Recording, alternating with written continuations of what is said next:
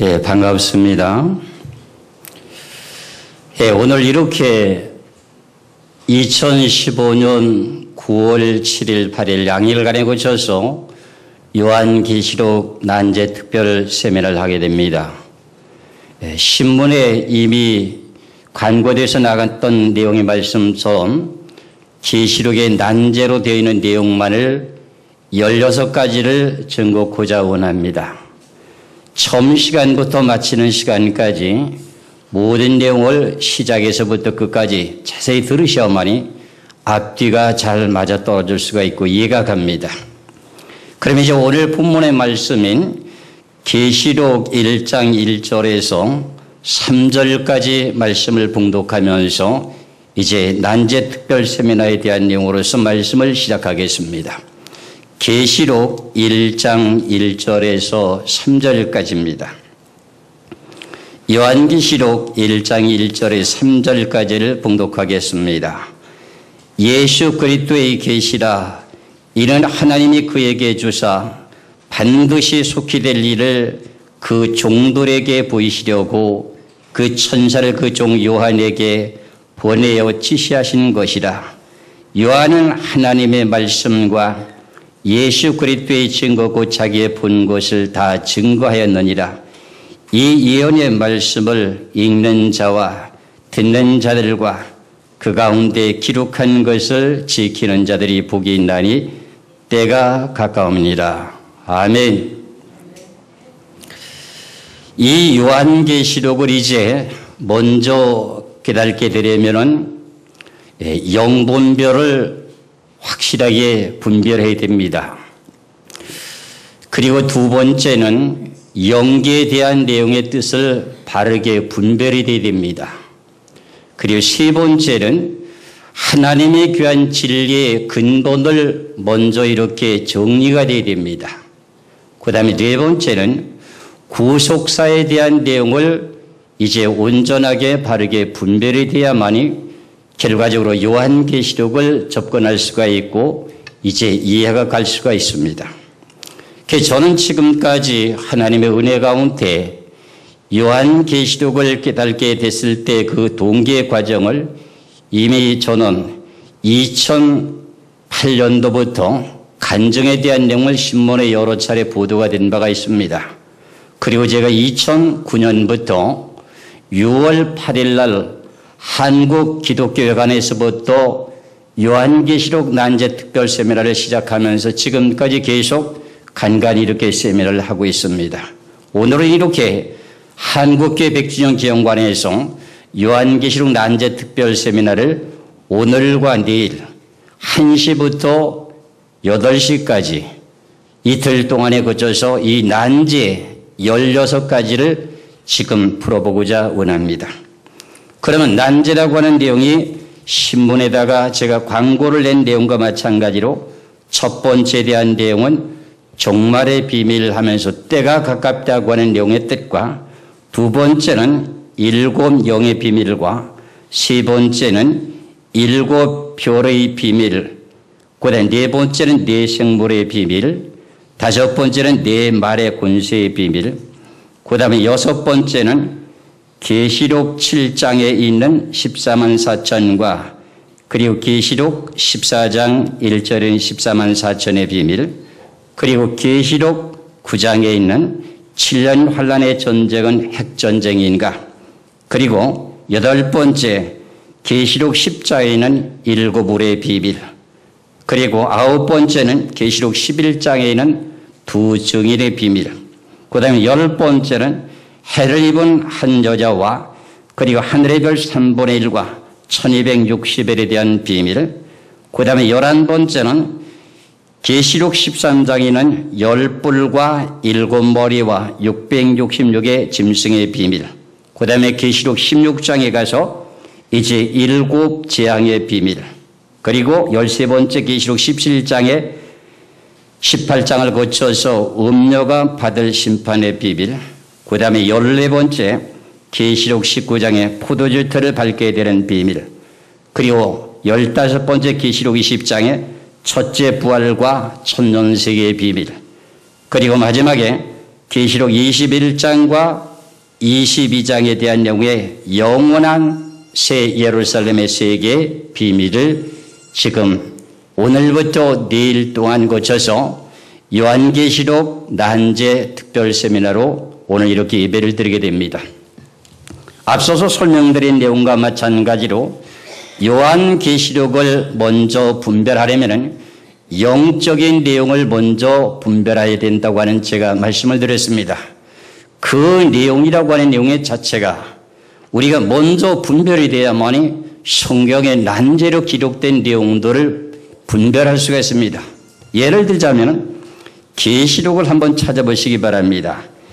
계시록 21장 8절에 보면은 모든 거짓말하는 자들은 불과 유황으로 타는 못에 참자리니 이것이 둘째 사망이라고 이렇게 말씀하고 있습니다.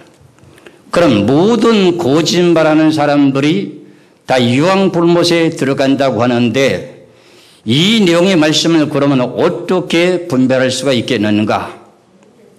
이제 한번 요한계시록 21장 8절의 말씀을 한번 보겠습니다. 그러나 두려워하는 자들과 믿지 아니하는 자들과 흉악한 자들과 살인자들과 행음자들과 술객들과 우상 숭배자들과 모든 거짓말하는 자들은 불과 유황으로 타는 못에 참여하리니 이것이 둘째 사망이라고 합니다. 그럼 모든 거짓말하는 사람들은 유황불못에 들어간다는 겁니다. 그러면 이것이 무엇일까? 우리가 생각하기에 문자적인 내용으로 봤을 적에는 사람과 사람끼리 서로 간에 소통하면서 언어 자체의 거짓을 말하는 것으로 생각할 수가 있습니다. 그런데 여기서 말씀하고 있는 모든 거짓말하는 자들이라고 하는 것은 무엇이냐? 우리가 잘 알고 계시는 요한복음에서 14장에서 말씀하고 계시는 요한복음 14장을 보시면은 14장 6절에 예수께서 가라사대 내가 곧 길이요 진리요 생명이니 그럽니다. 예수님은 당신을 소개하기를 어떻게 소개하고 있느냐 할까 하면 내가 곧 길이요 진리라고 하고 있습니다. 앞서서 제가 말씀드린 내용 가운데 영분별을 해야 된다고 하는 내용을 제가 강조한 내용 가운데 계시록 21장 8절에 대한 내용과 함께 모든 거짓말하는 사람들은 유황불못에 들어간다고 하는 의미의 뜻이 뭡니까? 예수님은 진리라고 하셨습니다. 그러면 진리에 속하지 않은 모든 사람들을 보고 말할 때 거짓말하는 자요 거짓말장이요 거짓 선지자가 됩니다. 저나 여러분이나 진리 되신 예수 그리스도를 여러분들이 지금 믿고 계십니까? 그렇다면 여러분들은 거짓말하는 자가 아닙니다. 이렇게 요한계시록에 대한 용의 영분별을 먼저 하셔야 요한계시록에 이 난제로 기록된 모든 내용들을 정확하게 분별할 수 있다 그런 말입니다. 그래서 계시록 21장 8절에 대한 내용을 제가 좀 말씀드리냐면 그러나 두려워하는 자들 두려워한다고 하는 내용 자체가 뭐냐면은 육신의 죽음을 두려워하는 자들이지요. 우린 예수 그리스도를 믿고 구원받은 사람들은 우리는 육신의 장막에 무너지면 천국에 가기 때문에 육신에 대한 죽음에 두려움이 없는 사람입니다. 그러면 두려운 계통의 사람들은 결과적으로 진리에 속한 것이 아니라 거짓 영에 속한 계통이야 그런 말입니다. 하나님의 진리 외에 다른 계통의 영들은 전부 그런 거짓입니까? 진리입니까? 거짓이거든요. 그래서 이런 내용의 말씀과 같이 모든 거짓말하는 자들이 뭐냐면은 자기 자신의 육신의 죽음이 두려워하는 자들, 그 다음에 믿지 아니하는 자들, 흉악한 자들, 살인자들, 음행하는 자들, 술객들, 우상 숭배하는 자들, 이 사람들은 전부 다 무슨 계통입니까? 거짓말하는 자들이죠. 그럼 우리는 사람과 사람끼리 서로 간에 소통을 하고 말을 할 때 거짓말도 할 수가 있었습니다. 그러나 우리는 어디에 속한 사람입니까? 진리에 속해 있다 그런 말입니다. 그렇기 때문에 우리는 예수 그리스도 되시는 진리 되시는 분을 믿는 믿음을 갖고 있기 때문에 유황불못에 들어가지 않는다는 겁니다. 이렇게 요한계시록이 난제로 기록되는 내용을 바르게 분별하려면 영적인 분별부터 바르게 하셔야 된다, 그런 말입니다.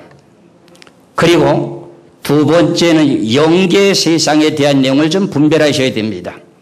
세상에 사람이 태어나고 난 후에 죽게 되게 되면은 어떤 분은 천국에 가는 천국의 영계가 있고, 어떤 사람은 아주 두 번째 심판을 받아서 유황불못에 지옥에 가는 사람이 있고, 어떤 사람은 죽어서 어떻게 이 세상 영계에 또 돌아다니는 영이 있고, 어떤 사람은 그 영이 어떻게 무적에게 갇히는 영이 있고, 이래서 이 세상 영계의 모든 내용을 분별하셔야 되고, 사람이 태어나서 죽게 되게 되면 1차적으로 어디 가고 하는 그 내용의 분별력이 있어야 됩니다.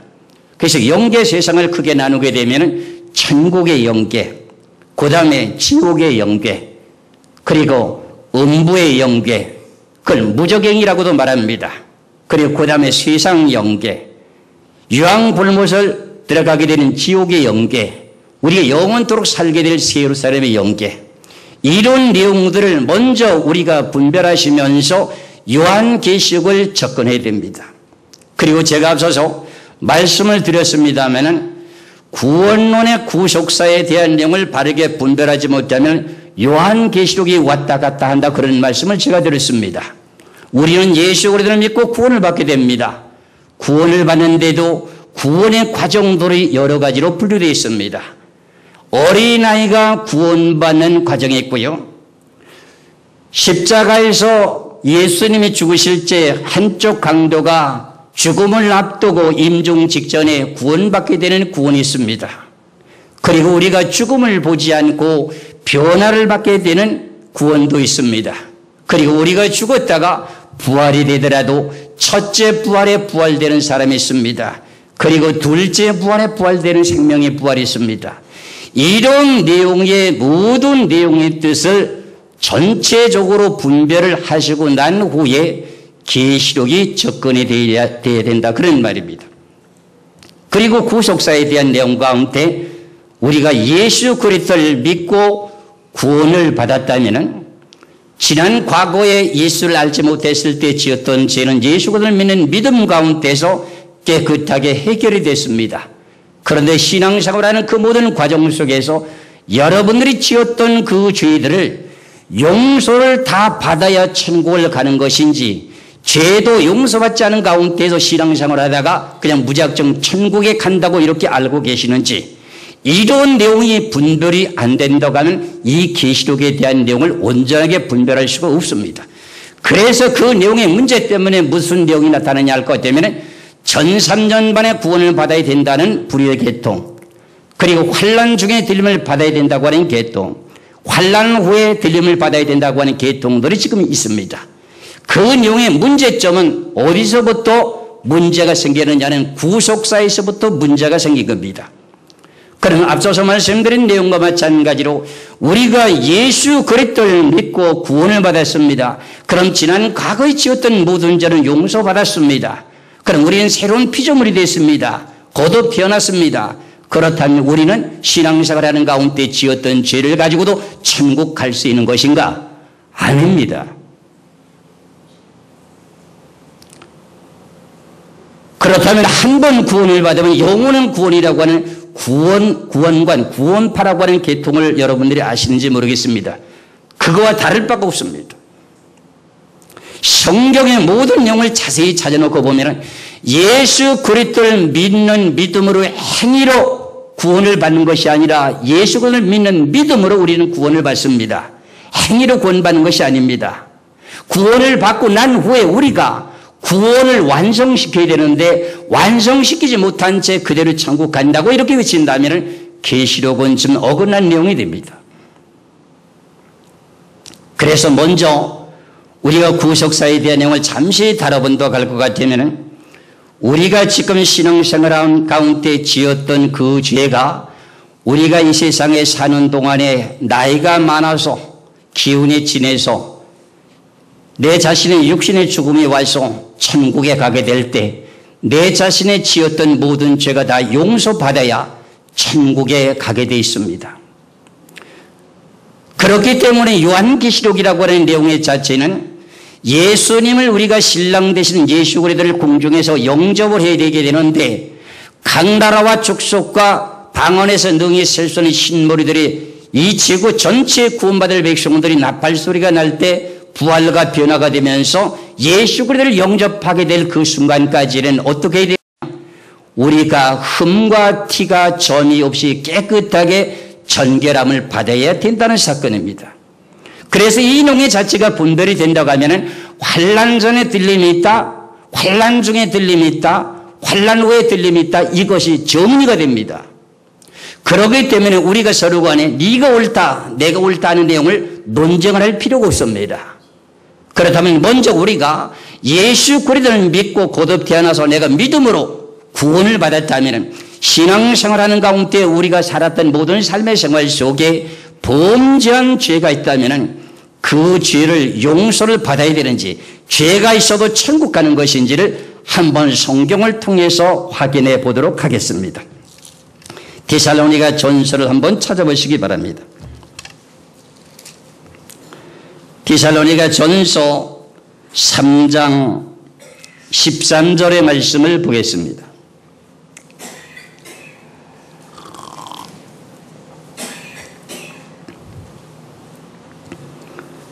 데살로니가 전서 3장 13절의 말씀을 보시면은 너의 마음을 굳게 하시고 우리 주 예수께서 그의 모든 성도와 함께 강림하실 때 하나님 우리 아버지 앞에서 거룩함에 흠이 없게 하시기를 원하노라. 예수 그리스도를 영접하려면 우리 자신이 어떻게 된다는 거죠? 흠이 없어야 된다고 분명히 말씀하고 있습니다. 여기에만 이렇게 한 구절만 기록되어 있는 것이 아니라 여러 곳에 있습니다. 그 내용을 데살로니가 전서 5장 23절의 말씀도 한번 보시기 바랍니다. 데살로니가 전서 5장 23절의 말씀입니다. 평강의 하나님이 친 너희로 온전히 거룩하게 하시고 또 너희 온 영과 혼과 몸이 우리 주 예수 그리스도에 강림하실 때 흠없게 보존되기를 원하노라. 그러면 예수 그리스도께서 강림하실 때 우리들에게 흠과 티가 없이 거룩해야 된다는 겁니다. 그래야만 예수 그리스도를 영접할 수 있다는 내용의 조건입니다. 이게. 이런 내용이 여기만 있는 것이 아니라 골로새서 1장 21절에서 22절까지 되어 있고 베드로후서 3장 14절에도 있고요. 에베소서 5장 26절에 27절 그리고 고린도전서 1장 8절 여러 곳에 있습니다. 그렇다면 저나 여러분이라 예수 그리스도를 믿고 구원을 받았습니다. 신앙생활하는 가운데 삶의 생활 속에서 먹고 마시고 살아야 되는 모든 삶 속에 범죄할 수밖에 없는 것이 육체를 가진 인간입니다. 아무리 거듭 태어나고 영적인 사람이라 할지라도 범죄할 수밖에 없는데 그 죄를 해결해야만이 예수 그리스도를 영접할 수 있다는 겁니다. 그렇다면 우리가 그 예수 그리스도를 영접하려면 내가 아직도 무슨 죄를 지었는지 내가 무슨 죄를 지었는데 아직 용서를 받았는지 그런 모든 내용도 알지 못한 채 신앙생활하고 있다면 결과적으로 예수 그리스도를 영접할 수가 없기 때문에 결과적으로 하나님은 우리들의 죄를 용서해 주시기 위한 비결이 뭐냐? 우리가 이스라엘 백성들을 보면 어떡합니까? 7월 10일이면 속죄일을 선포하면서 무슨 일을 하고 있습니까?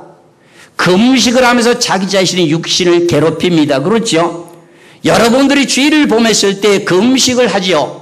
며칠 동안 금식하며 하나님 앞에 내가 이런 죄를 졌나이다. 하나님이 모든 죄를 용서해 주시옵소서 하고 기도하게 될 때 여러분들에게 그 기도의 응답이 이루어지게 될 때 그 죄는 다 해결되는 것입니다. 그래도 다시금 우리가 육체를 가진 몸으로 살다 보면 또 죄를 질 수밖에 없습니다. 그런데 그 죄를 가지고 계속 회개하는 방법은 한 번도 해보지 못한 채 계속 누적되고 쌓이고 회개를 안 하면 그래도 예수 믿는 믿음은 버리지 않고 있기 때문에 하나님의 그 다음 단계가 무엇으로 들어가느냐? 여러분들에게 징계로 들어가게 됩니다. 그래서 여러분들에게 질병으로도 치게 되고 여러 가지 사업을 망하게 하셔서 환난과 고난과 고통을 겪게 만들어줘서 그때 가서 내가 뭘 잘못했지 하면서 본인들에게 깨우쳐 주게 됩니다. 이런 용의 방법에 대한 내용의 뜻을 깨닫는 것과 마찬가지로 왜 이렇게 우리가 7년 환난 가운데 환난 전에 들림 받는 것이 구속사에서 어떤 문제점이 있는가, 환난 중에 들림 받는다고 하는 내용 자체도 어떤 문제점이 있는가, 그리고 환난 후에 들림 받는다고 하면 왜 환난 후에 들림을 받아야 되는가 하는 그 내용의 자체를 요한계시록을 먼저 보기 전에 그 내용의 뜻을 먼저 깨닫고 접근하셔야 된다 그런 말입니다. 그래서 우리가 7년 환난이라고 하는 것을 반으로 나누게 되죠. 전 3년 반에는 무력과 무력이 충돌돼서 전쟁을 하게 되고요. 그 가운데서 전쟁을 이기게 된 계통이 후 3년 반에 하나님을 믿는 백성들을 괴롭히고 박해하고 핍박을 하게 됩니다. 그런데 그것을 핍박을 받지 않겠다고 해가지고 우리는 어떻게 돼요? 환난 전에 들림을 받겠다. 그렇게 생각했을 경우에는 구속사에 대한 내용의 문제부터 여러분들을 짚고 넘어가야 됩니다. 그래서 지금 많은 계시록이 날마다 보니 어떤 것이 참인지 어떤 것이 거짓인지 분별이 안 되고 있습니다. 그래서 뭐 난젤뿐이 7명이 뭐니 내 생물이 뭐니 그런 것보다도 먼저 이것이 우선적으로 선으로 해결이 돼야만이 내가 계시록을 접근할 수 있다 그런 말입니다. 그래서 왜 우리를 환난 속에 집어넣느냐 이거예요. 왜 믿는 사람들을 괴롭게 만드느냐 그럽니다. 하나님께서는 다니엘 7장 25절에서도 성도들을 갖다가 환난 속에 지금 붙인다고 되어 있습니다. 그 내용의 원인이 뭔지를 우리는 한번 생각해 볼 필요가 있습니다. 다니엘서 7장 25절의 말씀을 봅니다. 그가 장차 말로 지극히 높으신 자를 대적하며 또 지극히 높으신 자의 성도를 괴롭게 할 것이며 그가 또 때와 법을 변개하고자 할 것이며 성도는 그의 손에 붙인 바 되어 한 때와 두 때와 반 때를 지내면서 고난을 받게 만듭니다. 그 가운데서도 여러분들의 그때 예수 그리스도를 부인하게 되면 지금까지 신앙생활을 했던 것은 전부 허사입니다. 그때에 가서 그 고난 속에서도 인내하면서 예수 그리스도를 믿는 믿음을 끝까지 지키게 될 때 여러분들의 고난과 고통 속에서 죄가 해결되기 때문에 7년 환난을 통과해야 되는 목적이 거기 있는 것입니다. 그래서 예수님께서 우리의 죄로 해서 육체의 고난을 받으시는 것을 비유로 말씀하시면서 우리가 예수 그리스도를 믿는 믿음을 가지면서 환난과 고난과 고통의 육신의 고난을 받게 되면 죄가 용서받는다고 성경에서 베드로전서 4장 1절에서 분명히 답을 해주고 있습니다. 베드로전서 4장 1절의 말씀을 보시기 바랍니다. 베드로전서 4장 1절입니다. 그리스도께서도 이미 육체의 고난을 받으셨으니 너희도 같은 마음으로 갑옷을 삼으라. 이는 육체의 고난을 받는 자가 죄를 그쳤음이니 그럽니다. 그럼 우리가 육체의 고난을 받게 되는 이유가 뭐 때문에 고난을 받느냐? 예수 그리스도를 믿는 믿음 때문에 고난과 고통을 받게 될 때 나도 모르게 지었던 죄, 내가 알고 지었던 그 모든 죄들이 어떻게 된다는 거지요? 깨끗하게 씻음을 받게 된다고 하는 내용입니다. 이 내용의 자체를 제가 실질적으로 하나님의 체험을 시켜주셔가지고 제가 그런 과정을 겪은 것이 있어서 잠시 소개를 한다면 하나님이 저에게 40일을 금식 기도를 청했습니다. 제가 하고 싶었던 내용이 아니었습니다. 그런데 하나님이 저에게 40일 금식 기도를 계속 강요하는데 내가 40일 금식 기도를 해야 될 목적이 없습니다. 그래서 40일 금식 기도를 들어가면서 하나님 앞에 기도했습니다. 하나님, 내가 무엇 때문에 40일 금식 기도를 해야 됩니까? 하고 하나님께 물었더니 하나님이 응답하시기를 뭐라고 말씀하시느냐? 성경 잘못 전한 거 회개해 그래요. 지가 주의 종 아닙니까? 성경 잘못 전한 거 회개하라는 겁니다. 그러면서 다른 내용도 회개를 시켰지만서도 저에게 회개를 시키는 동안에 40일 동안에 너무나도 고통스러운 그 내용을 과정을 겪었습니다. 그리고 난 후에 40일이 다 끝날 무렵에 하나님의 응답이 뭐냐? 베드로전서 4장 1절이었습니다. 네가 육체의 고난을 받는 것만큼에 대한 내용의 결과가 네가 지었던 모든 죄가 깨끗하게 시천받았느니라고 그럽니다. 그럼 이 내용이 내 자신에게 개인적인 죄만 있는 것이 아니라 앞서서 말씀드린 내용과 마찬가지로 이스라엘 백성들에게도 7월 10일이면 어떻게 돼요? 속죄를 회개하도록 자기 자신에게 목숨을 위해서 어떻게 금식하고 식물을 금하고 내 자신의 육신을 괴롭히면서 죄를 용서받게 되는 내용을 우리는 알고 있지 않습니까? 그거와 마찬가지입니다. 그런데 환난 중에 들림을 받아야 된다. 환난 전에 들림을 받아야 된다. 이렇게 지금 주장들이 나오게 되는 내용은 앞서서 말씀드린 내용과 마찬가지로 구속사에서 문제점이 지적될 수 있다 그런 말입니다. 잘 분별하셔야 됩니다. 나는 어떤 교단의 교리에는 이렇게 되어 있는데 나는 어떤 교단의 교리는 이렇게 되어 있는데 그런 교리의 중심적인 내용 가운데 모든 내용은 성경에서 기준이 되어 있으니까 여러분들 성경의 말씀을 믿으시길 주의 이름으로 축원합니다. 목사님들이 설교하시면서 당신네들은 예수 그리스도를 믿는 믿음으로 구원받았으니 죄를 져도 회개하지 않아도 천국 간다고 가르치는 목사 있습니까? 그런 분은 없습니다. 다 회개하라고 가르칩니다. 근데 그 죄가 회개를 다 해결이 안 되면 천국 가지 못한다는 말은 자주 안 하십니다. 왜? 성도들에게 상처가 되기 때문에. 그러면 다른 교회를 가기 때문에 좋은 소리만 합니다. 그러나 우리는 지금 마지막 때입니다. 냉정해야 됩니다. 듣기 싫어도 책망의 소리를 해야 됩니다. 책망은 빛으로 나타나기 때문에 그렇습니다. 여러분을 지금 어제 신앙생활하는 그 모든 과정 속에서 세상 사람들과 같이 먹어야 될 것을 안 먹고 마셔야 될 것을 안 먹었습니다. 놀아야 될 것을 안 놀았습니다. 절제하며 하나님의 뜻대로 살아왔습니다. 그런데 마지막에 끝까지 가서 천국에 가지 못한다고 하면 어떻게 하겠습니까? 그때까지는 땅을 치고 후회도 안 됩니다.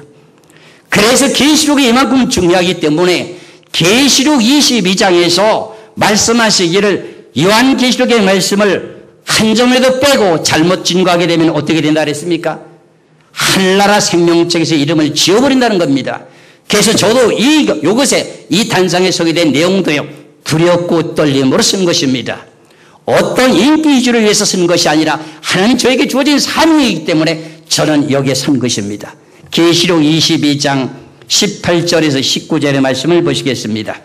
만일 누구든지 이것들 외에 더하면 하나님 이 책에 기록된 재앙들을 그에게서 더하실 터요 만일 누구든지 이 책의 예언의 말씀에서 제하여 버리면 하나님이 이 책의 예언의 말씀에서 제하여 버리며 하나님이 이 책에 기록된 생명나무와 및 거룩한 성의 참여함을 제하여 버리시리라.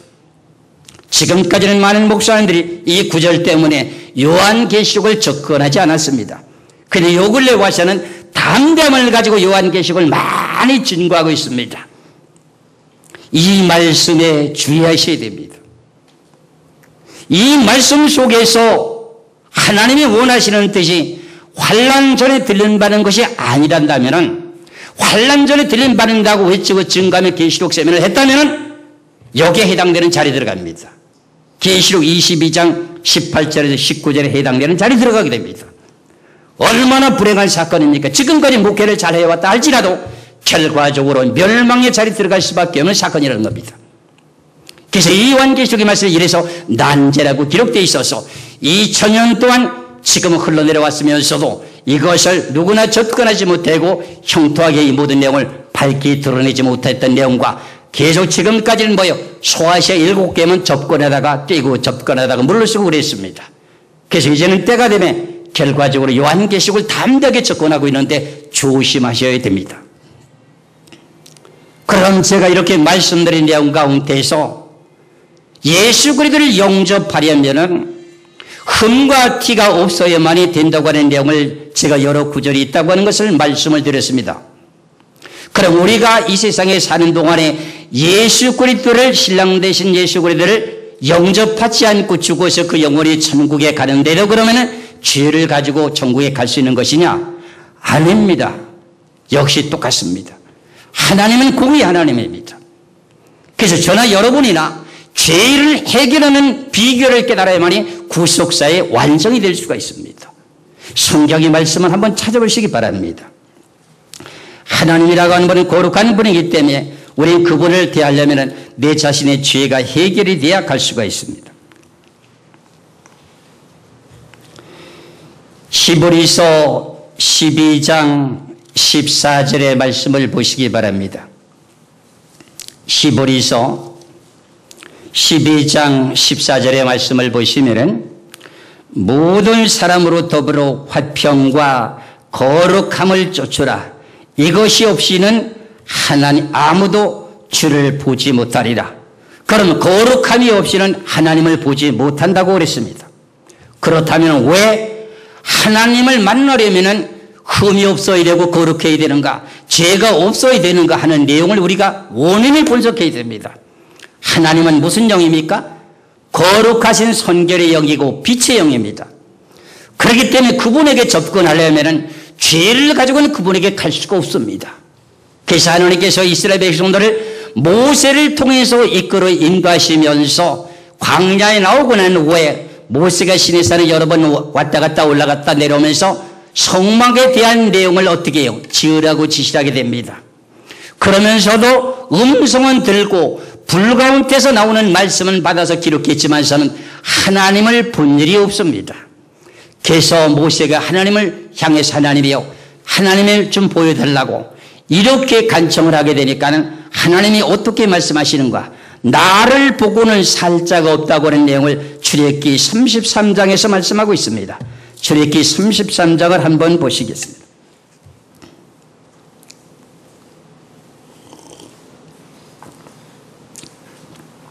출애굽기 33장 18절에서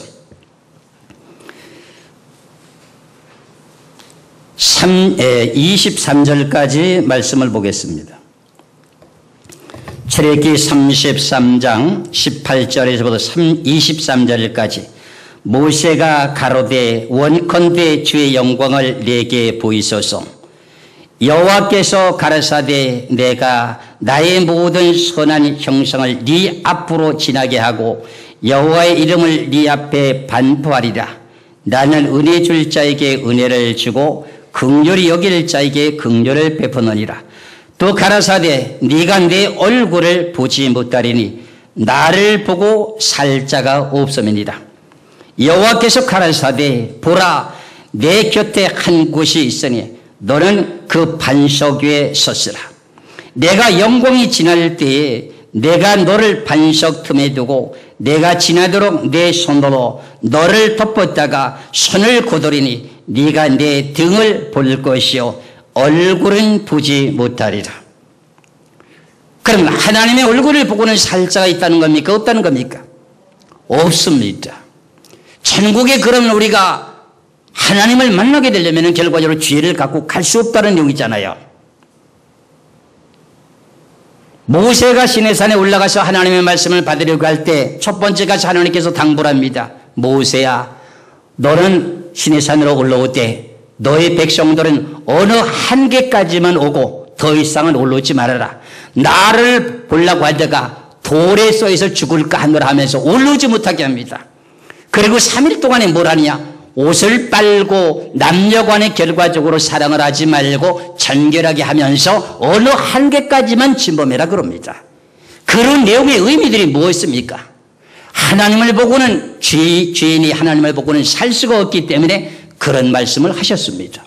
그럼 이와 같이 우리가 예수를 믿고 구원을 받아서 천국에 가는 걸로 되어 있는 내용은 맞다고 생각하더라도 죄를 가지고 천국 갈 수 있느냐, 살아있는 동안에 죄를 해결해야 된다고 하는 내용을 분별하셔야 됩니다. 분명히 깨달아야 됩니다.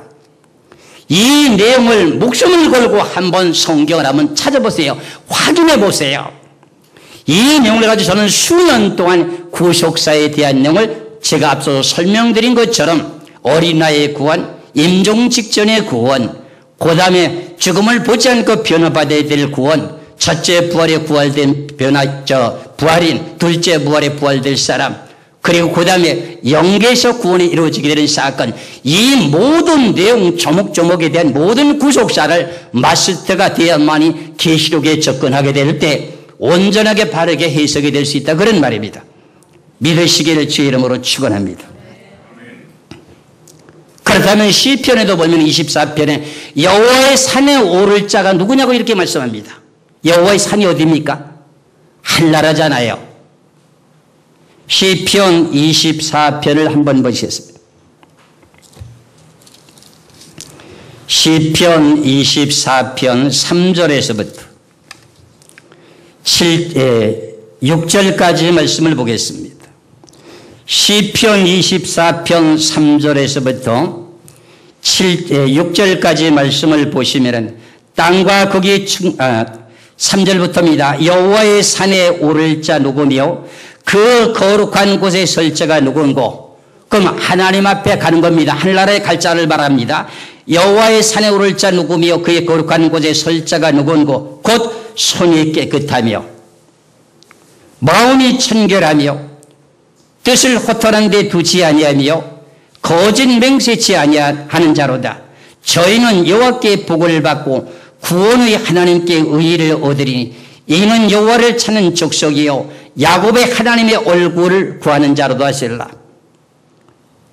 그럼 여호와의 산에 오를 자는 깨끗해 산에 올라간다는 겁니까? 여호와의 나라에 간다는 겁니까? 죄를 갖고도 갈 수 있다는 겁니까? 죄를 가지고는 갈 수가 없다는 겁니다.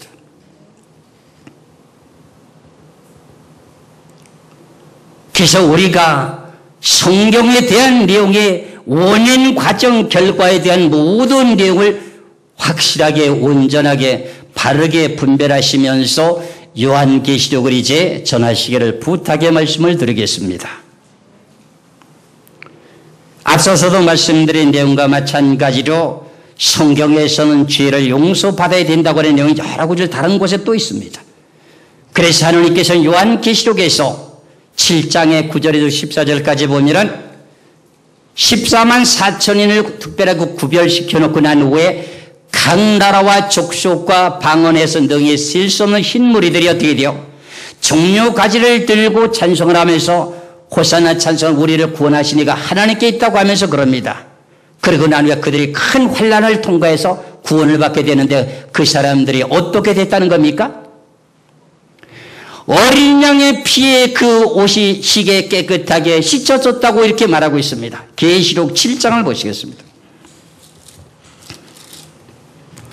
계시록 7장 9절에서 14절까지 말씀을 보겠습니다. 계시록 7장 9절에서부터 14절까지입니다. 일 후에 내가 보니 각 나라와 족속과 백성과 방언에서 아무라도 능히 셀 수 없는 큰 무리가 흰옷을 입고 손에 종려가지를 들고 보좌 앞과 어린 양 앞에 서서 큰 소리로 외쳐 가로되 구원하심이 보좌에 앉으신 우리 하나님과 어린 양에게 있도다니 모든 천사가 보좌와 장로들과 내 생물의 주에 섰다가 보좌 앞에 엎드려 얼굴을 대고 하나님께 경배하여 가로되 아멘. 찬송과 영광과 지혜와 감사와 존귀와 능력과 힘이 우리 하나님께 세세토록 있을지로다. 아멘 하더라. 장로 중에 하나가 응답하여 내게 이르되, 여기 장로는 계시록 4장 5장에 나오게 되는 24장로, 하늘나라 보좌에 있는 24장로 중에 하나가 사도 요한에게 이르되 이 흰옷 입은 자들이 누구며 또 어디서 왔느냐? 내가 가로되 내 주여 당신이 알리다 하니 그가 나더러 이르되 이는 큰 환난에서 나오는 자들인데 어린 양의 피에 그 옷을 씻어 희게 하였느니라. 할렐루야. 이 내용의 말씀이 이렇게 어렵습니까? 환난을 다 통과해야 된다는 거 아닙니까? 각 나라와 족속과 백성과 방언에서 능히 셀 수 없는 무리면은 전 세계 예수 그리스도를 믿고 구원받을 성도들을 보고 하는 소리 아닙니까? 그러면 다 나팔 소리는 한 번 나게 되게 되는데 부활시키고 변화시키는 나팔은 한 번입니다. 3번 부는 게 아닙니다. 그럼 나팔 소리가 나면서 결과적으로 무슨 일이 벌어져요? 부활과 변화가 이루어지려면은 환난을 통과해서 내 자신의 모든 허물과 죄가 다 깨끗하게 정결하게 씻음을 받아야 됩니다. 그러기 때문에 천년 환난을 거쳐야 되는 과정입니다. 그래서 이제는 환난 전에 들림을 받는다고 주장했던 분들이 어떻게 말을 바꾸느냐 할 것 같으면요, 믿음 있는 사람들은 환난 전에 들림을 받고 믿음이 부족한 사람들은 환난을 거쳐서 구원을 받게 됩니다. 이렇게 지금 말이 바뀌었습니다. 하나님의 진리의 말씀은 한 번으로 족합니다. 저나 여러분이나 어떤 사람의 명예나 그 모든 육체적인 그 모든 프로필이나 이런 것에 사람의 말에 유혹당하지 말고 하나님의 거룩한 진리 말씀 앞에 여러분들 순종하시기를 주의 이름으로 축원합니다. 그렇게 제가 말씀드리게 되는 내용은 뭐냐? 천국과 지옥이 왔다 갔다 하는 사건이기 때문에 그렇습니다. 여러분들 유명한 프로필을 가진 목사님들이 와가지고 여러분들이 이렇다고 주장하면 여러분들이 분별치 못한 내용 같아 그걸 믿다가 구원을 받지 못한다고 하면 어떻게 될 것입니까? 사람의 말에 미혹되는 거지요. 그래서 저는 요한계시록 난제 특별 세미나를 하게 될 때 성경을 전부 구절구절을 다 찾아서 여러분들이 확인해 드립니다. 그래 여러분들이 분별하셔야 됩니다. 그래 여러분들이 믿는 믿음이 생기면 아멘 하시기 바랍니다. 그러면 하나님께서 여러분들에게 성령의 빛을 비치게 되어 있습니다. 하나님의 말씀은 빛으로 되어 있습니다. 그래서 여러분들이 어둠 속에 어둠의 영혼의 가슴 속에 차 있달지라도 예수 그리스도의 진리 말씀을 믿는 믿음을 가지고 깨닫고 믿는 믿음이 있을 때 아멘하게 될 때 빛을 받아들이게 되면서 어둠의 영들이 나가게 됩니다. 저는 세미나 할 때마다 시간이 가면 갈수록 은혜가 더 넘칩니다. 짧은 시간에 은혜가 넘치지 않습니다. 처음에는 뭔가 탐지를 해야 되잖아요. 저분이 진짜 바르게 전하는 것인지 아니면 지멋대로 전하는 것인지를 분별이 잘 안 되거든요. 근데 계속 듣다 보니 참 이치에 맞게 성경을 전하거든요. 성경은 이치에 맞아야 된다 그랬지 않습니까? 그렇잖아요. 이치에 맞다 보니 그게 꿀성이 좀 단 거야. 그걸 받아들이면서 아멘 아멘 하니까 뭐예요? 허리가 아픈 사람이 허리병이 납니다. 달팽이관이 내려앉은 사람이 난치병인데 병원의 의사도 해결하지 못하는 하나님의 꽃입니다. 여러 가지 질병들을 고치는 사건을 놓고 보게 될 때 하나님의 말씀은 쇠락고 운동력이 있어서 사람들의 여러분들의 실명 골소를 찍어 쪼갠다는 겁니다. 이와 마찬가지로 하나님의 말씀을 죽은 말씀으로 증거하지 마시고 산 말씀으로 증거하시기를 주의 이름으로 축원합니다. 이래서 제가 구속사에 대한 내용 가운데에 예수 그리스도를 믿고 구원을 받았다면 죄를 용서받는 비밀을 알아야 된다 그런 말입니다. 먼저는 제가 죄를 다 어떻게 돼요? 용서를 받기 전에는 천국을 가지 못한다고 제가 분명히 말씀드렸습니다. 우리 한국교회도 유명한 목사님들이 세상을 떠날 때 그분들의 흠과 티가 죄가 없었더라면 육신에 대한 어떤 고난과 고통이 없이 천국에 갔을 것입니다. 여러분들 우리 한국교회 유명하다고 하는 목사님들 계시지 않습니까? 옥하는 목사님, 하영조 목사님, 그분들이 세상을 떠나실 때 조용히 떠난 것이 아니라 신문에도 광고하고 기도해달라고 부탁하면서 그런 내용들의 메시지가 나라고 해서 그분들이 어디서 어떻게 하다가 천국 가셨습니까? 병원에서 고난과 고통 속에서 세상을 뜨셨습니다. 왜 그러냐 제가 앞서서 말씀드렸지 않습니까? 죄가 누적되어 있는데 그 죄가 해결이 돼야만이 해결이 돼야만이 천국을 하나님이 데려가시기 때문에 병으로 징계해서 고난과 고통을 준다는 거예요. 하나님이. 그 가운데서도 예수 그리스도를 부인하지 않고 믿는 믿음을 갖고 있다가 결과적으로 죄가 다 끝이 나게 되게 되면 하나님이 데려가십니다. 근데 대부분이 비교하는 내용이 뭐냐? 예수님이 십자가에 못 박혀 죽으실 때 한쪽 강도는 공짜로 그냥 천국 간 거 아니냐 이렇게 했을거든요. 그거를 비유해가지고 예수 믿기면 천국 가는 걸로 외치는 그런 내용 자체가 있는데 그것은 좀 잘못된 내용입니다.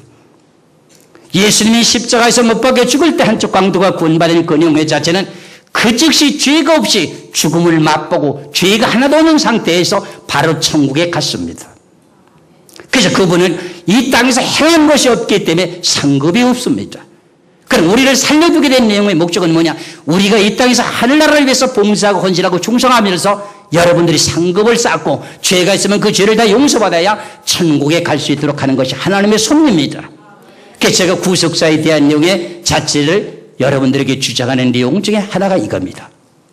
그렇다면 앞서서 지금 설명드린 내용과 마찬가지로 그런 환난 전에 들림을 받아야 됩니까? 아니면 환난 중에 들림 받아야 됩니까? 환난 후에 들림을 받아야 됩니까?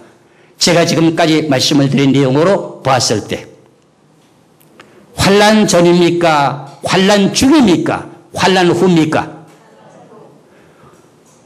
제가 그러면은 설교를 좀 제대로 한 것 같으네요. 알아들으신 것 같아서, 깨달으신 것 같아서. 그러면 마태복음 24장을 찾으시기 바랍니다.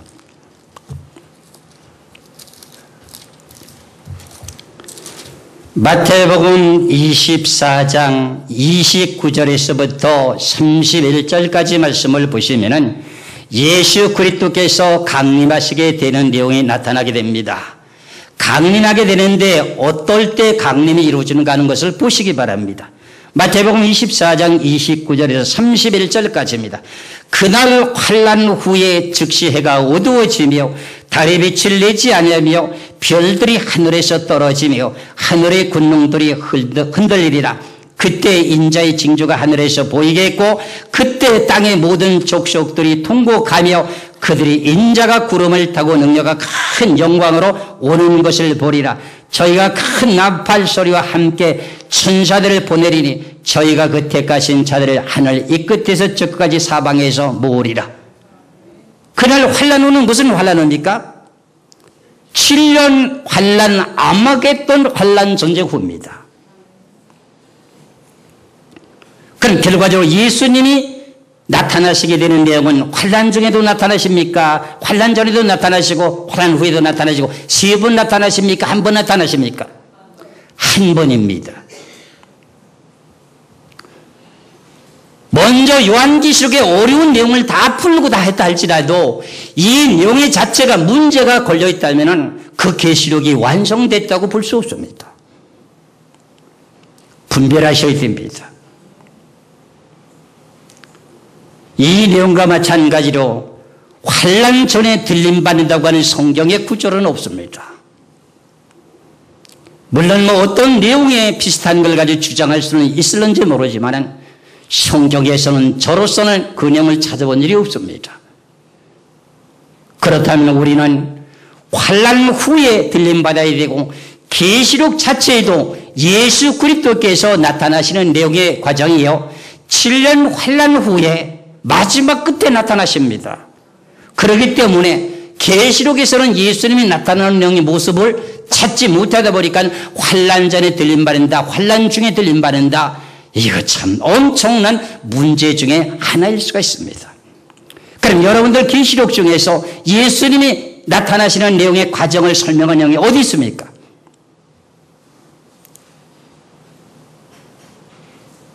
사복음서에나 다른 곳에 있죠. 그렇죠? 그런데 계시록에도 있습니다.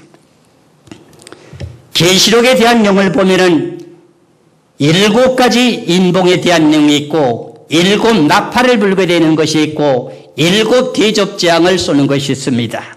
그 내용은 과정이 7 인봉으로 기록된 내용의 결과가 나팔과 대접으로 연결돼서 이루어지게 됩니다.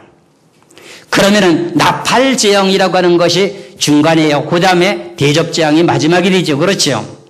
그 마지막이라고 하는 대접재앙이 7번째가 다 쏟아지게 되면 이 지구라고 하는 내용에 하늘과 땅과 바다 모든 피조물을 완전히 심판하게 됩니다.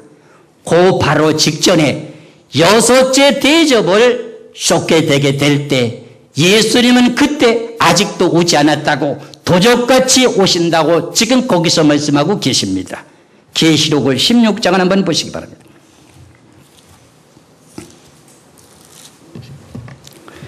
계시록 16장 12절에서 16절까지 말씀입니다.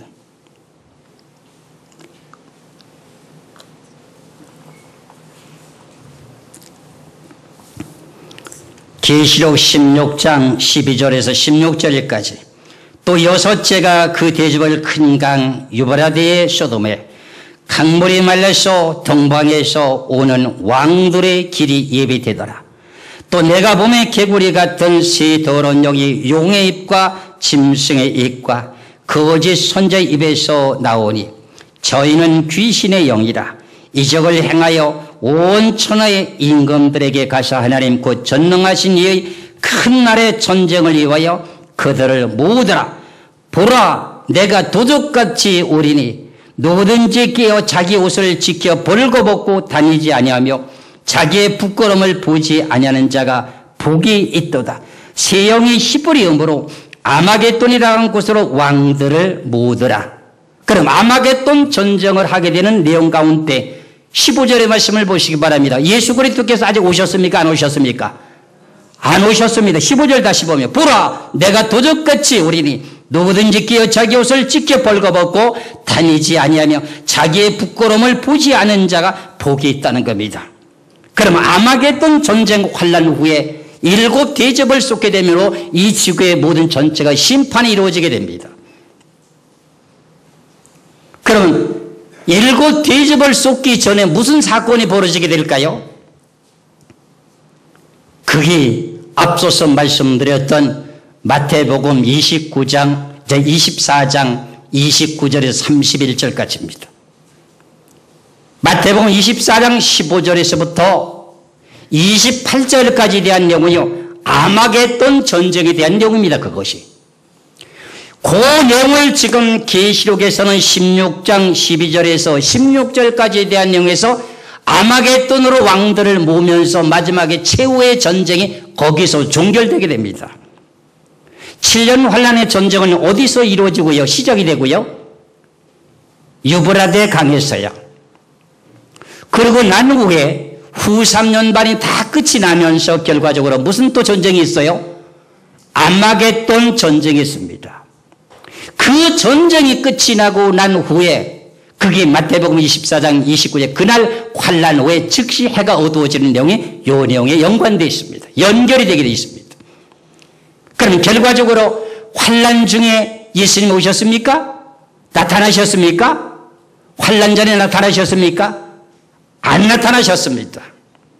그렇다면 환란 후에 오시게 되는데 왜 환란 후에 오시는가? 그 내용을 제가 앞서서 말씀드린 겁니다. 그래서 오늘 계시록 1장 1절 3절까지도 이 예언의 말씀을 읽는 자와 듣는 자와 기록한 것을 지키는 자들이 복이 있다고 하는 말씀이 이겁니다.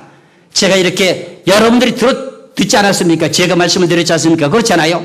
그럼 우리가 죄를 해결해야 된다. 그럼 그 죄가 어떻게 해결이 되는가 하는 방법이 요한계시록의 종말의 복음입니다. 이걸 보고 종말의 복음이라고 합니다. 그 내용을 지금 순차적으로 제가 말씀을 드리기로 하겠습니다. 그럼 이제 오늘 본문 속에서 서론에 대한 내용을 간략하게 좀 말씀을 드렸으면 더 말씀을 드리고 싶은데 여기까지만 말씀을 드리게 되고 오늘 본문에 대한 내용 가운데서 계시록 1장 1절에서부터 3절까지 말씀을 봅니다. 예수 그리스도의 계시다. 이는 하나님이 그에게 주사 반드시 속히 될 일을 그 종들에게 보이시려고 그 천사를 그 종 요한에게 보내어 지시하시는 것이다. 요한은 하나님의 말씀과 예수 그리스도의 증거고 자기의 본 것을 다 증거하였느니라. 전체적인 총론입니다. 요한계시록의 총론입니다. 그 다음에 3절입니다. 이 예언의 말씀을 읽는 자와 그 다음에 듣는 자들과 그 가운데 기록한 것을 지키는 자들이 복이 있나니 그럽니다. 그럼 읽는 자가 누굽니까?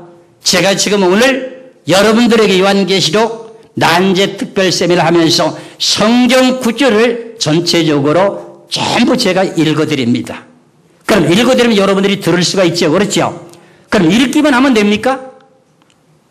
읽는 자가 복이 있다고 했지 않습니까? 그렇잖아요. 그러면 아무 의미의 뜻도 풀이하지 않고 읽기만 하면 복이 있느냐? 그 누구나 다 할 수 있습니다. 옆에 한 사람은 읽으라고 내가 들으면 됩니다. 그렇지? 들어넣어서. 그렇죠? 그럼 둘 다 복이냐? 아닙니다. 읽는 자라고 하는 내용의 자체의 의미의 뜻은 뭐냐? 강론하는 자를 보고 말합니다. 그러면 성경의 구절을 봉독하고 난 후에 그것에 대한 내용의 뜻을 해석해 주며 전하는 자가 강론하는 자라고 합니다. 그 강론한 자의 소리를 듣는 자가 그 다음에 깨달아지고 믿어지는 믿음이 있을 때 복이 있는 겁니다. 그래서 이 예언의 말씀을 읽는 자와 듣는 자들과 그 가운데 기록하는 것을 지키는 자들이 복이 있다고 하는 것은 말씀을 지키다가 순교하는 사람도 있을 것이며 말씀을 지키다가 인내하면서 내가 죄가 깨끗하게 씻음받게 되는 비결도 있기 때문에 복 있는 사람이 되는 것입니다. 그럼 이제 오늘 본문의 말씀에 때가 가깝다고 하는 첫 번째 요한계시록의 난제 중에 하나인 종말의 비밀에 대한 내용을 말씀을 드리겠습니다. 때가 가깝다. 요한계시록을 사도 요한이가 받을 때서부터 때가 가깝다고 했습니다. 그러면은 이 지구의 종말이 지금 언제쯤 지금 이루어지고 있는가? 성경에 예언된 내용처럼 예수 그리스도께서는 언제쯤 오실 것인가 하는 그런 내용을 우리 성경을 통해서 한번 찾아보기로 하겠습니다. 그렇다면 성경에 수많은 내용의 구절들이 있는데 우리가 그 가운데서 예수 그리스도께서 강림하시게 되는 내용 가운데 중심적인 내용의 성경에 예언된 내용은 거의 다가 중동 땅이라고 하는 이스라엘 나라 땅을 중심으로 예언이 되어 있습니다. 그래서 예수님께서 마리아 몸에서 잉태되어 이 땅에 나타나셔서 30살쯤 되셨을 때 복음을 증거하시기 시작하다가 3년 동안을 다 증거하시면서도 유대인들이 예수님을 영접하지 않게 되는 그 내용의 비유를 가지고 말씀하시면서 예루살렘아 예루살렘아 암 땅이 병아리를 몸같이 내가 너희들을 모려고 한 일이 몇 번이냐. 그러나 너희들은 원치 아니하였도다. 너희 집이 황폐하여 버림바가 되리라고 하는 그 마태복음 23장의 예언처럼 그 내용의 결과가 이루어지는 거기 시점서부터 이제 때가 가깝다고 하는 내용을 지금 한번 보겠습니다. 마태복음 23장 37절을 보시겠습니다. 37절 38절 두 절입니다. 마태복음 23장 37절에서 38절까지 예루살렘아 예루살렘아 선지자들을 죽이고 네게 파송된 자들을 돌로 치는 자요 암탉이 그 새끼를 날개 아래 몸같이 내가 네 자녀를 모려고 한 일이 몇 번이냐. 그러나 네가 원치 아니하였도다. 38절입니다. 보라 너희 집이 황폐하여 버림받으리라. 그런 이때 당시에 이스라엘 백성들이 로마 제국에게 지금 속박되어 살고 있습니다. 이 내용의 결과의 예언은 우리가 잘 알고 있듯이 주 70년에 이루어졌던 사건이었었죠.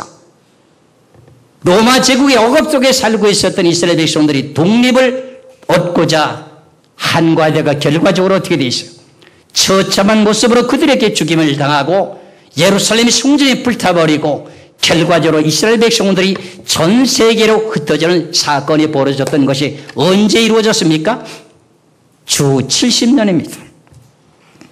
그리고 난 후에 1차 세계대전, 2차 세계대전 이 끝이 나고 난 후에 약 1900년이라는 세월이 흐르고 난 후에 하나님께서 이제 섭리 가운데 이스라엘 백성들을 건국을 선포하기 위한 내용의 과정을 하나님께서 이제 2차 대전이 막 이제 마무리될 그때 발포와 선언을 통해서 결과적으로 유대인들이 고향 땅으로 돌아가서 팔레스타인 땅이라고 하는 땅을 반을 나눠가지고 반은 아랍공화국의 백성들, 반은 갖다가 이스라엘 백성들이라고 나라를 이렇게 정해주자고 발포와 선언을 하게 되면서 결과적으로 유대인들이라고 하는 백성들이 어떻게 해요?